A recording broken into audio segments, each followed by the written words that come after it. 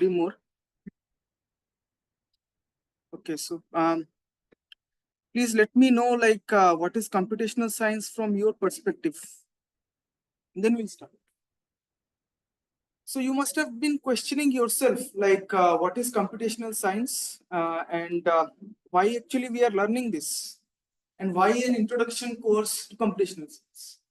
So as you can see, like this is some of the few lines I have collected from different books and web.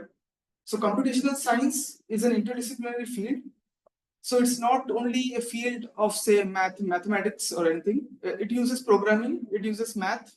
Okay, it uses some knowledge of your physics, some knowledge of different branches of science, biology, chemistry, physics, and any branch you name it. Okay. So it uses this advanced computing capabilities to understand and solve complex problems. So solving complex problems is just not meant about solving just any engineering problem or anything. These are in this course specific computational problems will be solved. Okay. So those problems which are not that much oriented towards computation will not be covered in this. Okay. So specific attention is put to computational problems. So as you can see, it involves the development and application of different mathematical models. We will see what are the different mathematical models we are going to consider. Simulations. So whatever mathematical model we are looking at, you will be doing the simulations by hand first, then come to know that it is indeed difficult. So therefore, we will go to computational side and you can get the result within seconds. Just to have that feeling that yes, it is indeed difficult by hand and we do it by simulations, you have to have the calculators, and that's the purpose of this course. So just let you know that there are indeed a way of thinking, a way of looking at a problem. So I am not sure if you have watched Big Hero 6, a movie, no? Some of you have already watched it. So there, I think the cartoon character so he is a robotics guy. So at his school age, he will be doing all these robotics experiments. And one day he was not able to solve a problem, a robotics problem. So what he did, he was thinking. So then he told himself, there is a robot in front of him who told him that if you are not able to get your way out for a problem, maybe think a different way, like put your brain, think of it at a different angle. Okay, then only you can have a different approach to the problem. Okay?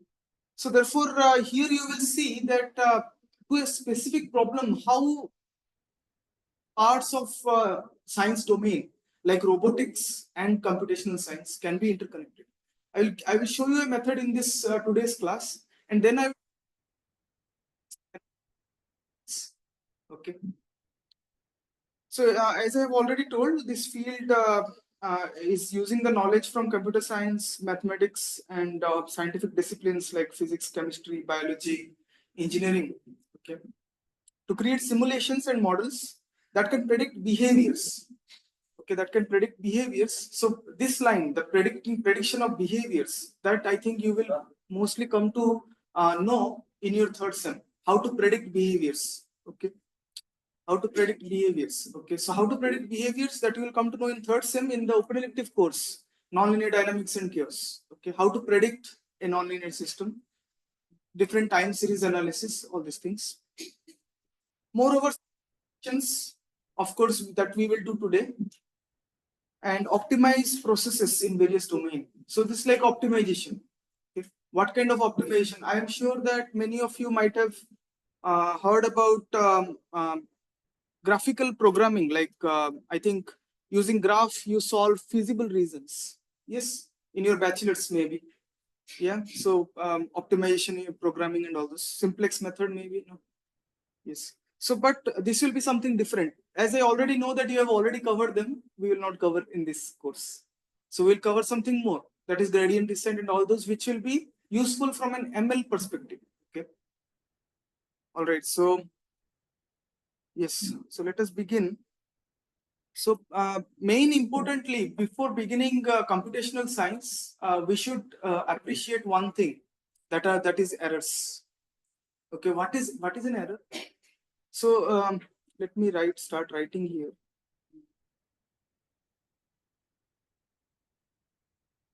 Yes. So errors in computational science. So this is fine for everyone. Like this color and all these are fine. No one is having any issues. Last bench, fine, fine. So what is error? What is error? So see, just as a beginning case, I will tell you that whatever number you store in a computer, say 1/3, 1/3. What is 1/3? Yes, but it is like it is going forever. It is just going forever. So how computer will store this? Computer doesn't have infinite memory. How it will store this? So therefore, it will store by two ways. Either it will round it off, okay, or it will truncate. There are two different errors. So if they do these two processes, then errors get induced, okay, because anyway you are always almost cutting some part of it. However, it is not zero. It is not zero. It will be. It might be approximately close to zero, very close of the order 10 to the power -7, 10 to the power -8, but it is not zero. Okay. So therefore you are introducing an error. So that is an error. Okay. So those errors play a huge role. Okay. Sometimes in your courses or in your computations, those errors don't matter. Okay. And you are okay with it till as long as those errors don't dominate your solution. Okay. The moment the error dominates your solution, it's gone. So you again have to take all those decimal places into action and rerun your simulations to get the accurate result. So I think like it is a nice timing to introduce you to a motivation. Okay? So because this error and chaos theory are very much highly interlinked. Okay. Um, what is chaos? Chaos is like, of course, this is not planned in this today's lecture, but I will tell you because it's almost closely related. So chaos means like it is sensitive to initial conditions, sensitive dependence, initial conditions. What does it mean by this? What do I mean by this?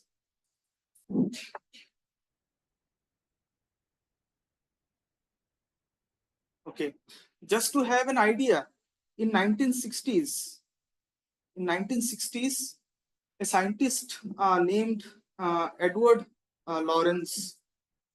He was not, he was a meteorologist, okay, at MIT, okay, meteorologist at MIT, and what he was doing is he was predicting weathers. He was predicting and forecasting weather. Okay. So what happened after that? Like one day, so what model he had? Okay. I could have shown you the computers and all, but I'll keep it for our third sem open elective course as a suspense. Okay. So he was having a supercomputer he has written a program, and if he feeds the input of say like today's temperature at 9:45, okay, and what output he gets like for the next 15 minutes or next 1 hour. Okay, let's think that this is of the case of 1960s.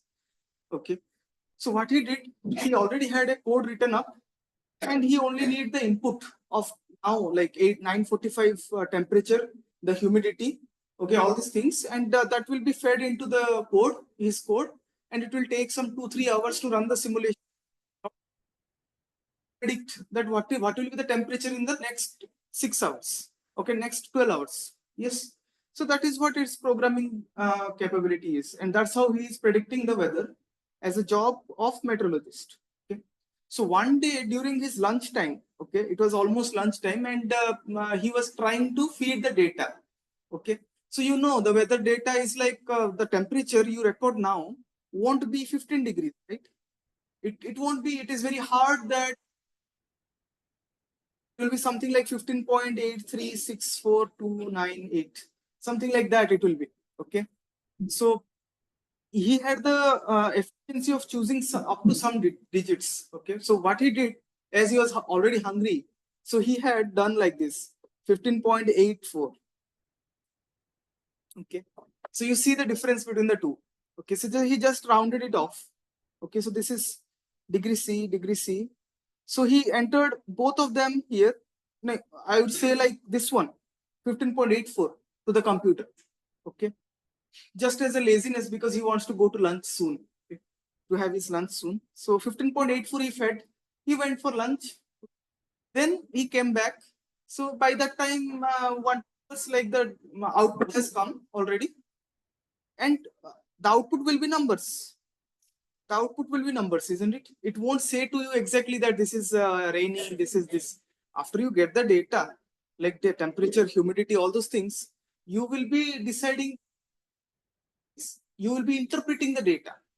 That's what the course data analytics is. Okay. Given the data, you will clean the data, you will analyze the data, play with the data, all these things. So that is what the operations on data. Okay. So he got the numbers. So then he analyzed. Then he analyzed those numbers, and what he found is the prediction was flood. Flood prediction. Okay. He predicted that there will be flood within few 1 or 2 days. But this is very shocking to him. This was very shocking to him because he just looked outside and he saw that the weather is very fine. There is no dark clouds. There are no signs of clouds or rain, anything. But how flood can happen? How flood can happen? Okay, so he was tremendously worried. He was extremely worried about this. So what he did, he again went back. So if you find any wrong in your code, anything error in your code, what you do? Go back and debug the code. Debugging is a very hard thing, and you slowly debug the code. Yes. So he tried to debug the code. So all his simulations, all his logics and everything was correct. Then he found that yes, instead of this number, he entered 15.84. So what he did again, he again sat, he tried to input this number, accurate result now again into the simulator. Okay, so he waited for another few hours and again he saw the output. Okay, then the output was fine. Then the output was predicting somewhat reasonable to his mind. Okay, and it was not flood, it was a reasonable weather, reasonable, uh, nice weather. Okay, so then he wondered that I just changed few decimal places, but this few change in decimal places is causing such a huge outcome difference in my output. Why? Why? So just this thinking, just he was engraved in this thinking, why this has caused this kind of huge outcome change. He tried to work a lot. He tried to work a lot to find the error in his model, or what is causing this. Okay, what phenomena is causing this, because he has never seen anything like this. Okay, so what he did, he went back to his models, analyzed. Then what he did, he boiled down all his data, all his models into just simple equations. Okay, so what you do, this is a very nice, interpretation. So if you see something happening on a large scale, you know that you won't be you that much resources to analyze on a large scale. So what you do, you try to boil it down to a simpler form and show that the simpler form also shows a similar behavior to the bigger form. Okay, and then you can study those simple forms which is within your resources. Okay, imagine that this is in 1960s, it's not 2024. Okay, now you have lot of clusters, lot of computing resources, okay, GPUs, but at that time you were not having it. Okay. So therefore he boiled it down to simple equations. Maybe you can find it, Lorentz equation, those who are interested, Lorentz equations and chaos, you can Google it. Okay, so through that, he came to know that yes, there are some systems extremely sensitive to initial conditions.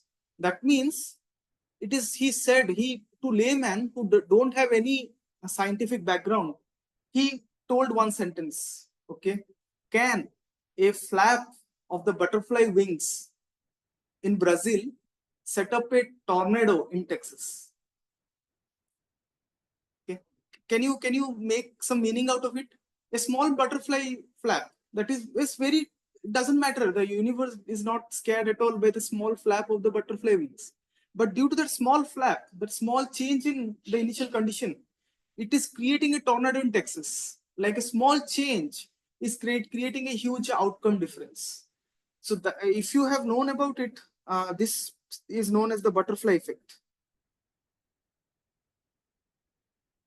The butterfly effect.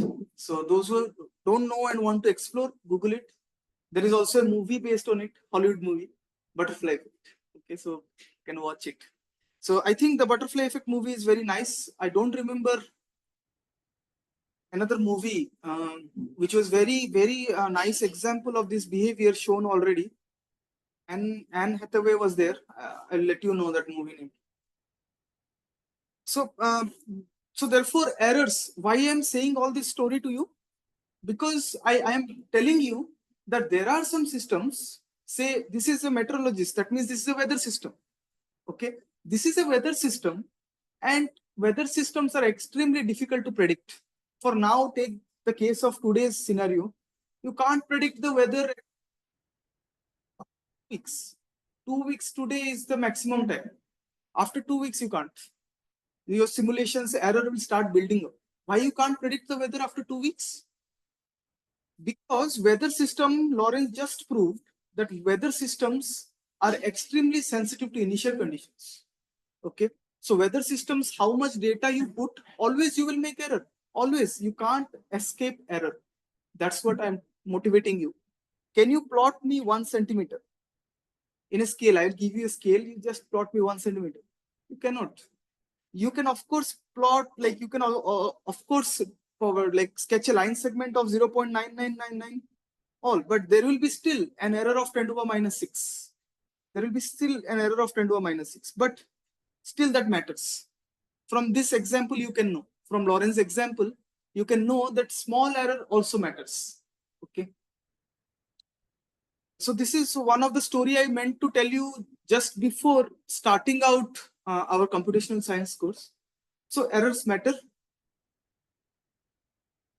will always be there in today's world. Okay, you cannot escape error, never. Okay, however you go, there will be even 10 to the minus 19, the error will still persist. Okay? And due to that small error, there will be huge outcome difference in certain systems. Those are known as chaotic systems. Okay. Yeah. So therefore, you can now you have a motivation, right? That how error plays a big role. Yes. Okay. All right. So coming back to our course. So numerical methods. In this course, we'll be learning about numerical methods. Okay. But this half of this today's class, we will cover about error, what kind of error we have, how we can use in our numerical methods those errors, and then we will cover one numerical method in today's class. Okay. So what is a numerical method? Why you actually need a numerical method? If you already have so much high quality mathematical methods available at your hand, isn't it? See, like a quadratic equation ax square plus bx plus c equals to 0 already has like this formula of x. Yes, in terms of discriminant and all. Yes, even cubic equation ax cube plus say bx square plus cx plus d equals to 0 also have a formula based on Cardano's method.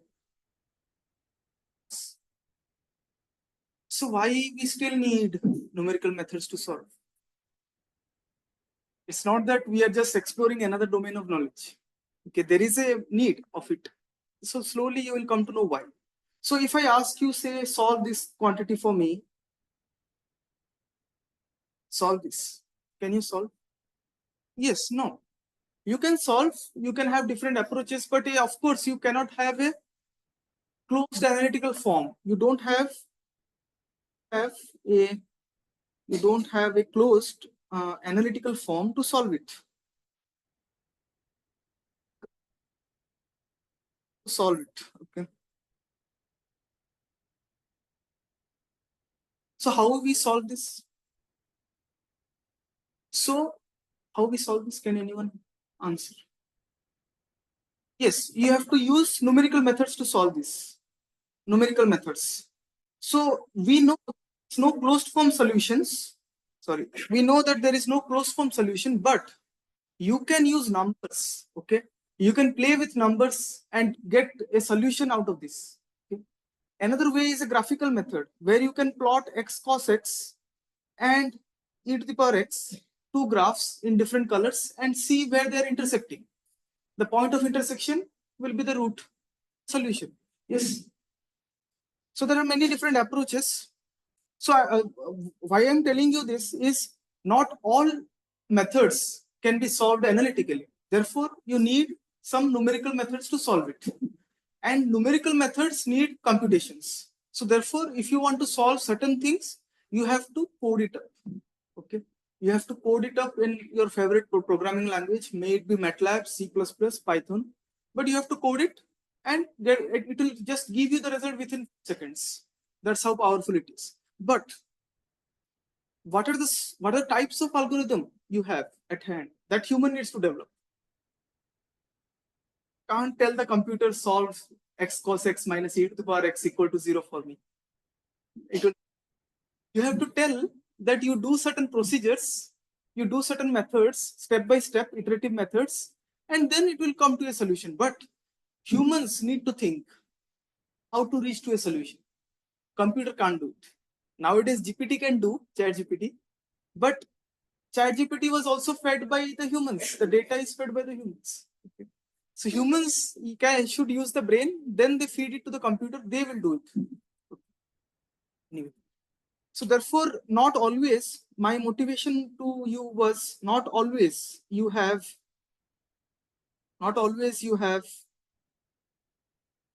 analytical solution available. Okay. Solutions available. So therefore, you use numerical methods. Okay. So numerical methods, they use the techniques to solve a problem numerically. All right. So most of these, you won't see any algebraic formulas and all these things. You will see numbers. You will play with numbers. Okay, that's what is numerical there. Okay. And since these are solved numerically and numbers come into play, therefore make sure, be ready that errors will also accompany. Okay, as we already noted, errors will always accompany you. Okay, in your numerical methods. These errors must be kept under control, like else the error will dominate the solution. This we already have discussed, isn't it? So you have to, you know the error is there. You can't, what you can do best is to keep the error under control. Okay. Don't let the errors dominate your solution. Okay. That's the key aspect of this. Okay. So sometimes like your error can be true value. Say, remember the example of Lawrence, the temperature example. So he had a true value, right? 15 point, like a long chain of decimal places. Yes. And he had a approximate value which he took and got bad results. Yes. So true value minus approximate value. Everyone agreeing with this? So true value minus approximate value, simple, right? That's the error, simplest error you can have. And there are two types of error here we will discuss. One is known as the absolute error. Absolute error is just the absolute of the error which I have just written above. Okay. What is relative error? There is another error known as relative error. What is a relative error?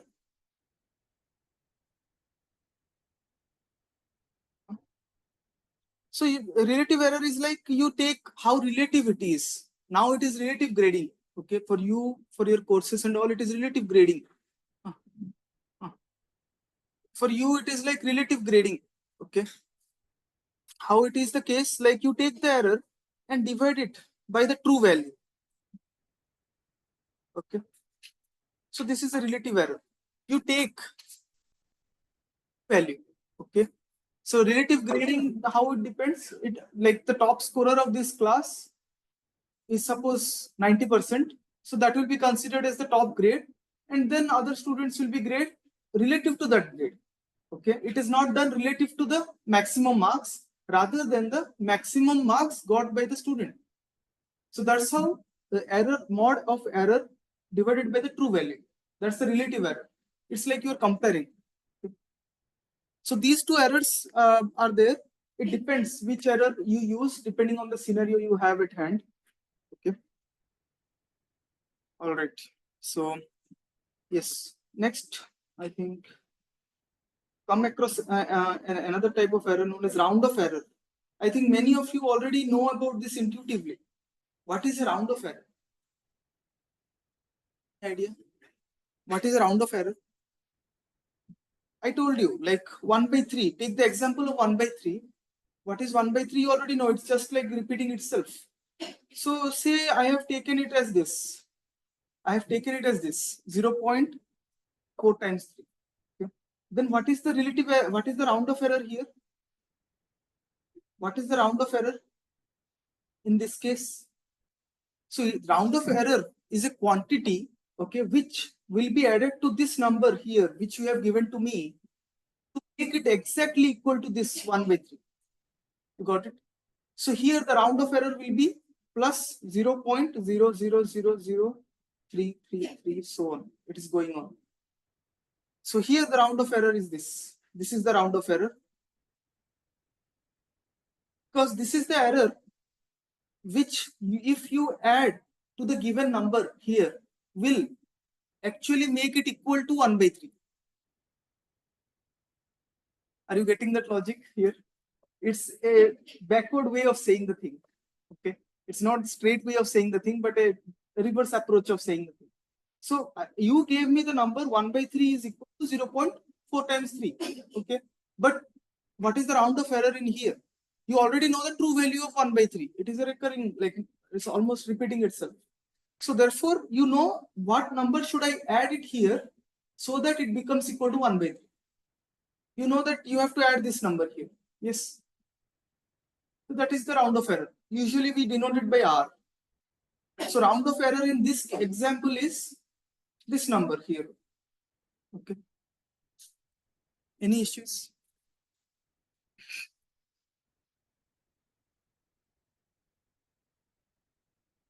Okay. So round of error is not under our control. Okay, round of error is not under our control. It's not at all. We can't do anything about it. Okay, why? Because computer don't have enough memory to store this infinite number of decimal places. So therefore, they have to cut it off at some point, depending on the memory. Okay. So therefore, for these kind of number system, you can see for this um, um, rational number, you don't have the what you call you can't escape the round of error. Yes. Any issues with this? I think many of you blacked out after I said this. Any issues you can you're welcome to ask. Any difficulties? Any difficulties? Got it right? Okay. So another point for round of error is round of error is not under our control.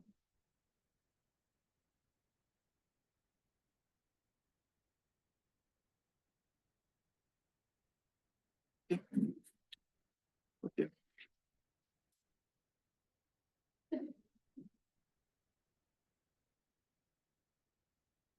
After round of error, there is another type of error we will come across is known as something known as truncation error.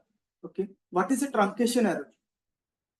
Truncation error, I think most of you will see in a Python code very soon. But keep calm that these all concepts will be clear to you once I start showing the Python notebook. Okay. What is a truncation error?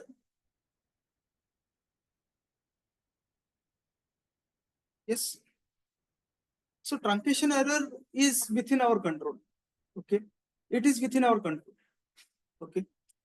Truncation error is first, it is within our control. It is within our second point is just an example. I think many of you must have known about Taylor series.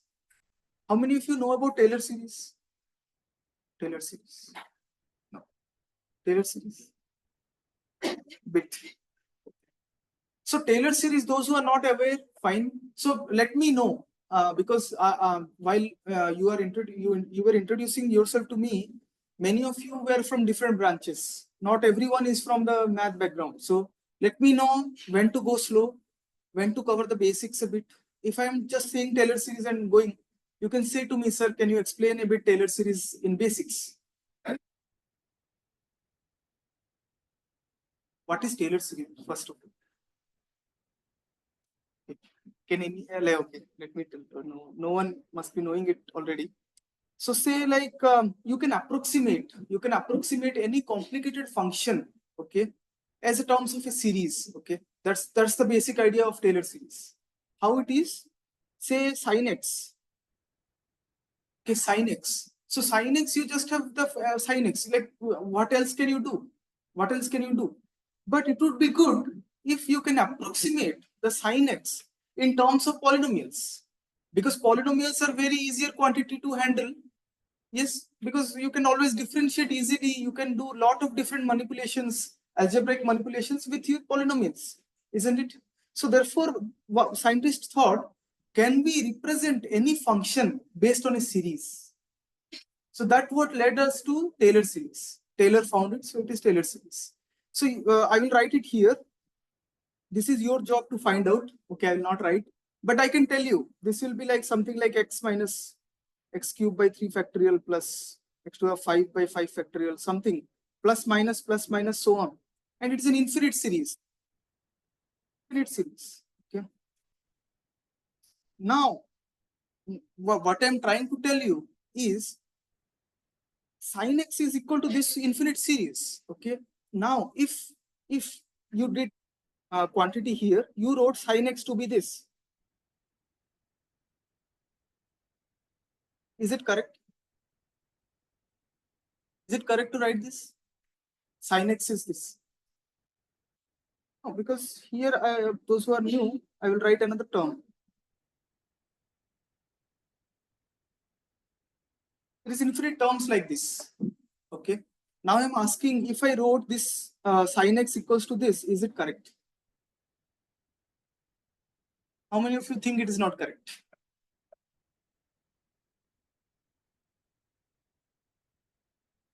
Yes. So we should be confident. Like in this class, like we don't have any strict rules. You can just say whatever is coming to your mind. Of course, it is not correct because these terms we are not including. These terms we are not including.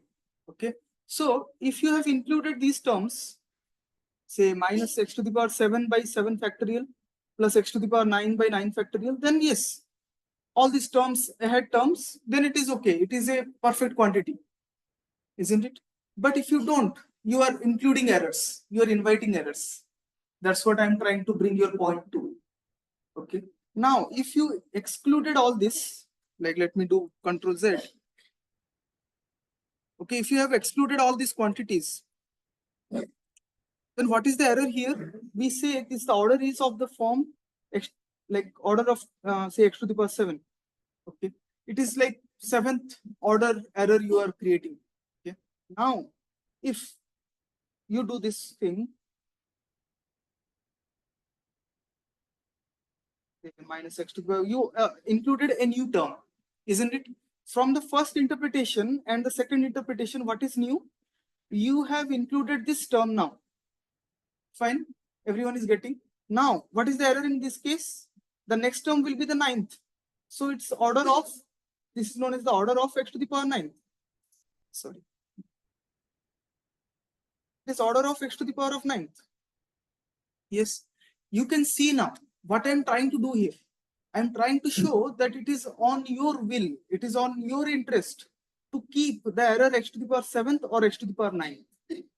Now I will tell the second is more like error free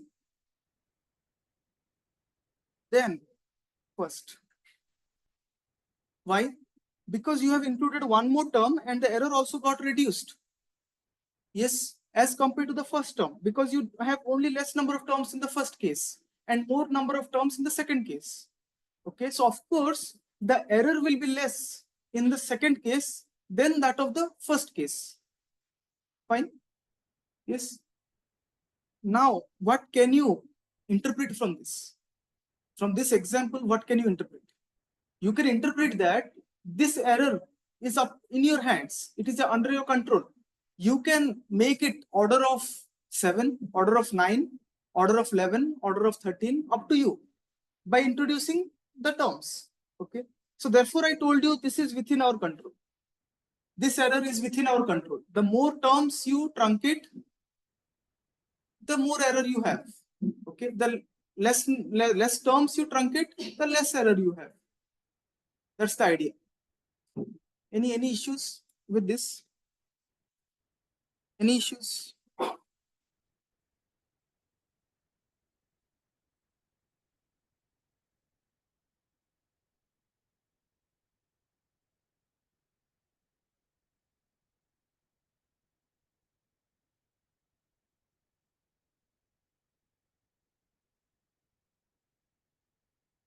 Okay. So we have learned about these errors. Shall I go to the next page? So we have discussed all these errors. Okay. Now, but we are just discussing different errors. What is the use in our case? What use will it be to our case? Any ideas? So finally, in your computation, in your coding, okay, you will be having an error. That error is known as the total error in your computation. Total error in computation, and that is equal to round of error. Fine. There can be some round of errors. Plus, there can be also some truncation errors. Fine. Plus, there can be some other errors. Now, what are those other errors? So this brings us to another type of error, which is one of the most important error. Okay, that is known as machine epsilon.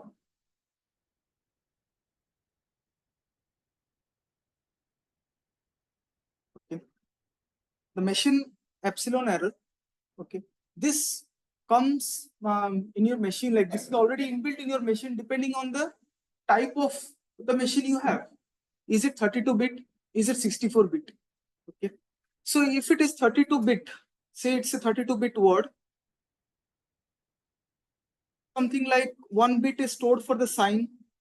Okay, these are available in my notes. I will send you the scan copy of these. Okay. And 1 bit for the sign exponent, so on, like 7 bits for the exponent itself. Okay, and maybe 23 bits for the mantissa or the value you say. These all are not necessary for this course, but I just want you to know that there is something like this. This we will see only once in our course, and later onwards we won't. Okay, this is just you have a first view. Okay. Similarly, you can have a 64-bit. You can have a breakup of the 64-bit word as well.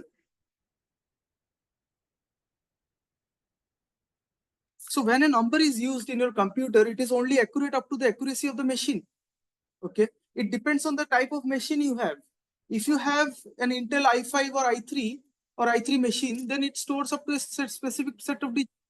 If you have, say, a supercomputer at your hand, then it will store a lot of digits. So that's how you can feel that the machine epsilon error for the supercomputer and your computer are totally different. Are you getting that, right? So I'm telling you that these are the types of error which are available, and you need to like take care of these errors. Okay. Now we will try to look into, I think, like some Python codes. And I asked you a question today, like, what is 0.1 plus 0.2 plus 0. Many of you have said it is 0.6. Okay. But for you, it is 0.6. Okay. Because your mind is very like highly intellectual. Okay. But to a computer is 0.1 plus 0.2 plus 0.3 equal to 0.6. That we'll see. So hang on there. I think it it might surprise many of you. Um,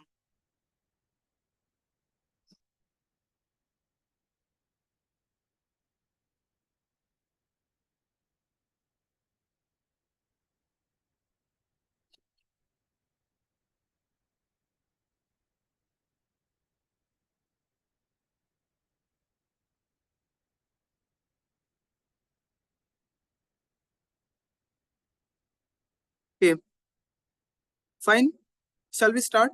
Okay, you can see here 4.9. I have what I'm doing it here is I'm discussing the round of errors here. So this is where your laptops will play a role.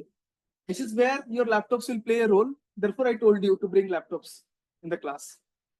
So when you are doing something and I'm showing you some codes, make sure you start typing it up or see for yourself. Makes your finger work. Okay, that's how you learn programming. Okay. So what I'm showing it here first, you can see a thing here. 4.9 minus 4.885. What should be the output? It should be equal to 0.015 mathematically. Okay. But what you are seeing here, it is false. It is giving false. Okay. So let me run it here. Let it connect first. So 4.9 minus 4.885. Through your computation, it should be 0.015. But if you see in the second step, it is showing like it is indeed 0.015, but there are a lot of zeros followed by 568. Okay. So it is something different. Why it is happening? Why? This is a perfect example with just tiny set of numbers since your school days in Python. And you see these errors. Uh, Anyone tried this kind of example before in Python or any programming language and saw this kind of things? So this is a type of thing to appreciate you that there are errors. There are errors. Okay, it is not like computer is yeah. Zoom.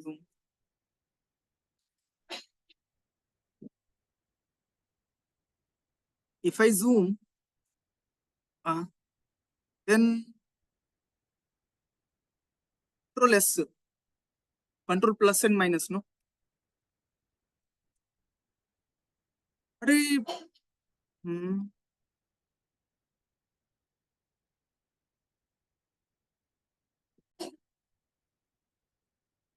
okay, so this is the idea. Okay, so you can see now here 0.1 plus 0.2 plus 0.3 could equal to 0.6. It is giving false. It is giving me false. You can see now. Last bench, can you see?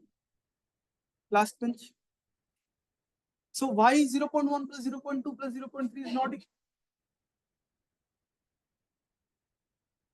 Yeah. So you can see what is happening. Let us dive more into it. Let us dive more into it. So first of all, what I do is, yes, since I'm doing some kind of math operations here, I have to import math. Okay, if you're doing some kind of numerical computations and all, you have to include numpy. So similarly, so import math, you can see, all right. So tolerance is 10 to the minus 9. Don't worry about this. Result is zero point 0.1 plus 0.2 plus 0.3 and expected output, which we were thinking is 0.6. Now I'm using a function that is close, which might be new to you. It tests what it does. The function does. It tests if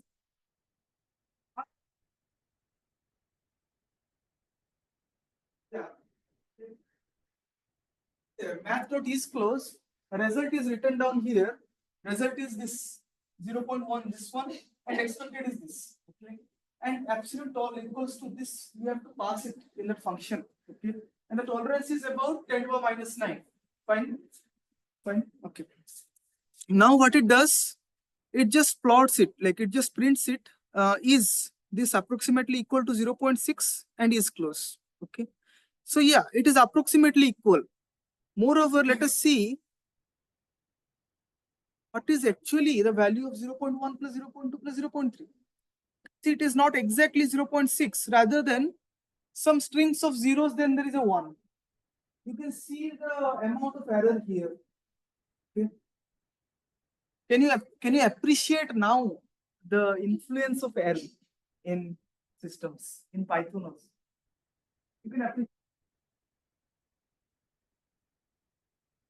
Now what I do, how to get rid of this? Okay, now I told you that yes, there is an error. Fine. Now what we do with that? What we do with that? So if you see here, next step, next, oh no. Yes, next step is what I'm doing is rounding it off to 5 decimal places. If I'm rounding off to 5 decimal places, then yes, 0.6 equal to 0.6. Fine. These two results will be equal because these terms are not having any role here. Okay. Fine. Let me go here. Let me not go to this one. This is pretty detailed now. Yes. This is one example, like striking example again. Another striking example. What I am doing it here, 1 plus 1 by 3 minus 1 by 3. I am adding 1 by 3 and I am subtracting 1 by 3. So the result should be 1. But yes, you are seeing 1.0. Fine. Now, hold on your, what I will do now is I have added 1 by 3. I have subtracted 1 by 3. I do that process. I will add 1 by 3 again, minus 1 by 3 again, 100 times. 100 times, like a pair. I will add 1 by 3, subtract 1 by 3. Call it that group. Okay. I will add that group 100 times. If I add that group 100 times, will it change the error? Like, will it change the value? No. How many of you think it will change? I'm saying this. Did you get my question first of all? See, what I'm trying to say to you. Anyway, yeah. Let me write over here.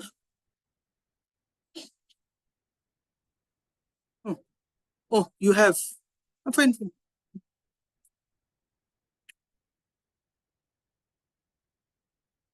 What I'm trying to tell you is, if you have, say, 1 plus 1 by 3 minus 1 over 3, okay, what should it be equal to? Yes, it is giving you 1.0. Why it is giving you 1.0 and not 1? That is also a very deep concept. Why? Because you are dealing with fractions here, floating point. Even though this is a integer, you are dealing with floating points. Therefore, this is 1.0. This is not 1. Okay. So this is how crucial it is to understand each of the things Python is showing to you.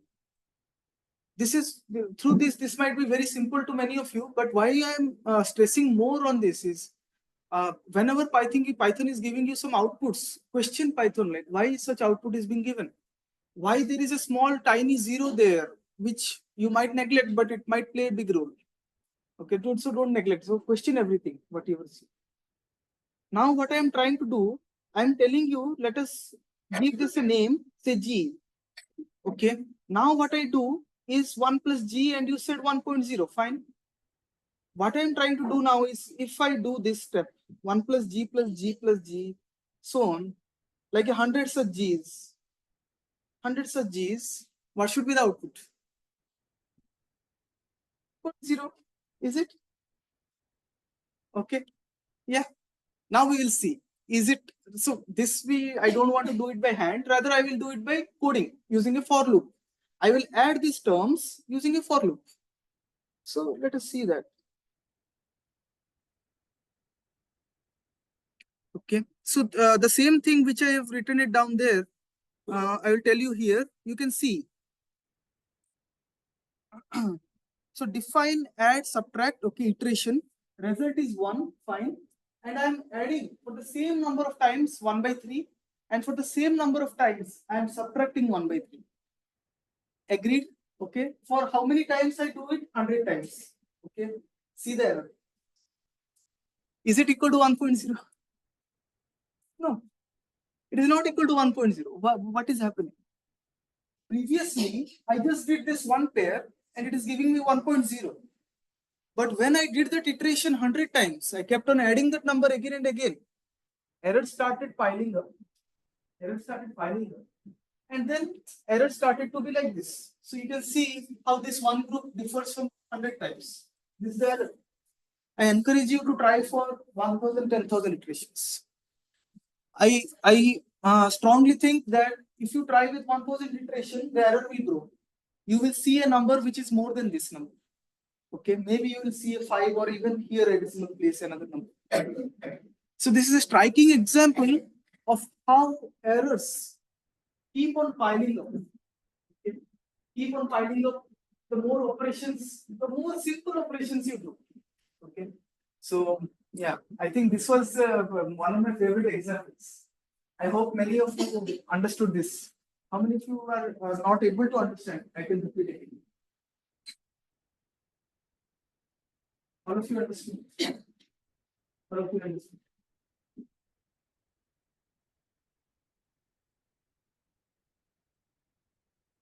All right. So therefore, why it is happening? Why it is happening? First of all, so one of the important examples here, we saw something now. We saw that the error keeps piling up. Okay? But why it happened? Why it happened? So there is something known as floating point arithmetic. Okay, this is all due to the result and limitations of floating point arithmetic. So this is what we will be discussing now.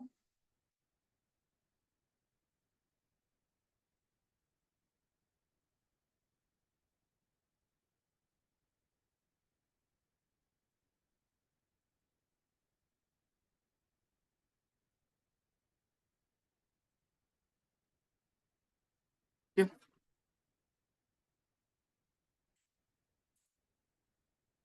So the concepts we just looked, the example of 0.1 plus 0.2 plus 0.3 equal to 0.6, and even the second example, all these are striking examples of the limitations of floating point arithmetic. Okay, that shows you that the floating point arithmetic you do in Python are not error free. There are some limitations to it. Okay. So floating point numbers are usually represented in a binary format. Okay, and not all decimal fractions can be represented exactly. Okay, as the binary fractions. That's the issue. All right. As I told you, computer doesn't have infinite number of digits to store. Therefore, it stores only a part of it. Therefore, error is coming up. So numbers like 0.1, 0.2, 0.3 cannot be precisely represented in binary floating point numbers. So this leads to small rounding of errors for you. So yeah, these are just like small error part we usually do every computational science course just to make you motivated about the errors. Else like I think till now maybe you might be thinking in your physics lab experiments like at least 0.5, 0.0005 error. Remove, nothing, it will not affect. But now you can feel that how it is affecting. Yes, now you can feel how it is affecting. Okay. Why, how it can affect? How it can affect, can you tell? Some few more examples. See, you just showed me, I just showed you that 1.00003 or something it is coming, right? It's not a big deal. But remember, if you need to do 1 over that quantity, 1 over that quantity, 1 over a small quantity, what is 1 by 0.01? 100. What is 1 by 0.02? 100, or approximately double. Just a 0.01 difference is leading to the double of the big quantity. So now you can imagine if you have computations where there involves a denominator where the error is creeping in, your output is shooting by 3 or 4 times. Okay. Can you appreciate it now even better? What I told, 1 by 0.01 is 100. 1 by 0.02 is 200. Okay. Even say 1 by 0.01001 is equal to how much? It's even a pretty big quantity. You can't neglect all these things. Okay. So you saw that instead of this guy can creep in now. Okay. So therefore, you can see how error can affect us. Okay. So before beginning any method, we should know the type of error we are dealing with. Okay. And we'll try. So of course, we can't do anything more. We have errors with us. We can't neglect the errors, first of all. Second, even though the errors are there, we will try to bring it under control. How to bring it under control? I gave you one example. Yes, maybe. Yes. Take more number of terms. If you want the error, so out of 1 and 2, which one you will take? Out of 1 and 2, if I say to you, I need less error, which one you should take, 1 or 2? 2 you should take, right? The part number 2 you should take. Why? Because there are more number of terms and the error is less. Okay. So therefore, like, it is under your control. Depending on the problem you have, take lot of terms which will help you have less error, and your solution works. Error is there, but don't let it take over your method or solution. That's the key step I want you to take from this. Okay. All right. So yeah. So what matters is the overall effect of all these errors in your computation. If the growth of errors is under your control, that means the growth of errors is bounded. It is not like the growth of errors is just growing every time you run your simulation, and at the end of the simulation, your output should be 1, but your output is coming to be 500. Okay. So try to get stable results for your method, for your numerical method. So all of you must be knowing about binary binary representation, right? Ternary representations. Yes. Can I give one assignment for you to the next class? As the class progresses, you will be starting getting some assignments. Okay. So for that, I think like it's in my notes. What should I do? You tell me. Shall I? It is just one page. I want you to explore by yourself. And there are 2 problems based on this, easy problems. Okay, not difficult. So work on it and bring it, submit it next class. Does it sound good? Or you're like first class? Hmm? Okay. So you will have problem. Okay. So these are known as representation of numbers. Can you represent numbers in binary? Know about why you represent numbers in binary. Why not in hexadecimal? Why not in ternary? Any other form? Why binary is most commonly preferred?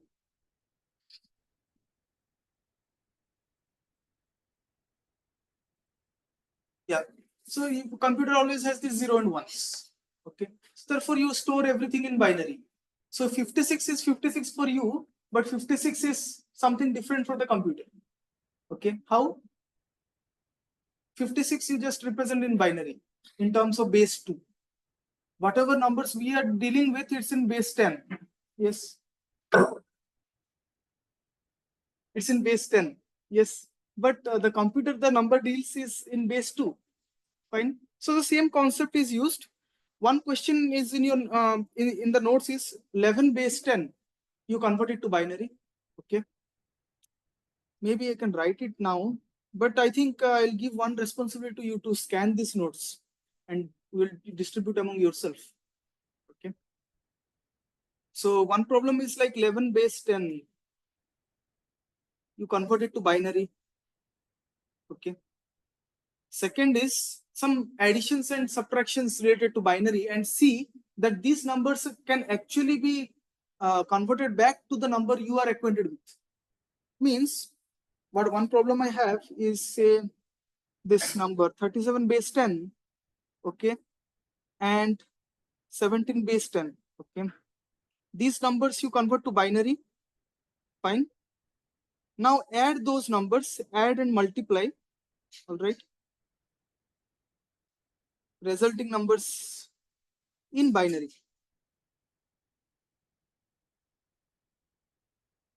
So this is something new you might come across. You might be knowing addition in binary, but what is multiplication and all this in binary? Okay, multiply these 2 numbers in binary form, then you will have an output in binary. Now convert that binary number into the base 10 number and like make yourself understand that that is the same number which you might have got by adding 37 and 17 and multiplying 37 and 17. Got the idea? Okay. So verify the results. Okay. Verify the results.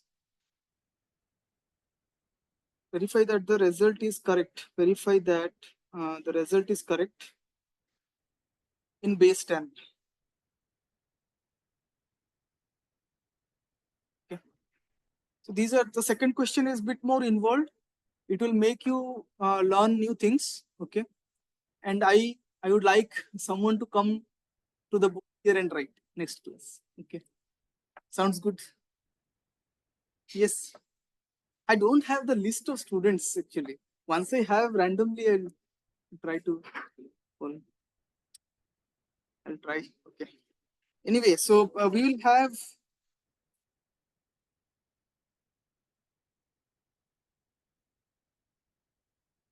will have a bit of a break now. Okay. But before that, let me just see. Did I cover everything? Hmm. So there is one more example which I think it involves machine epsilon error. I did not show you a machine epsilon error in Python, and this is a code on that. Okay. So I will not discuss it now. I will discuss it after a while, after 2 classes maybe. Okay. It might be a bit hard for you now just to digest all these things. So I have covered the easiest part now. Okay. Then after this break, we will be covering bisection method. Okay. What is bisection method? Why we need it? Okay. All these things. So you can take a break. How much break you need? 30 minutes. 10 minutes. 15. Okay. So 11:05. 11:05. Okay. 11:05 you can come back.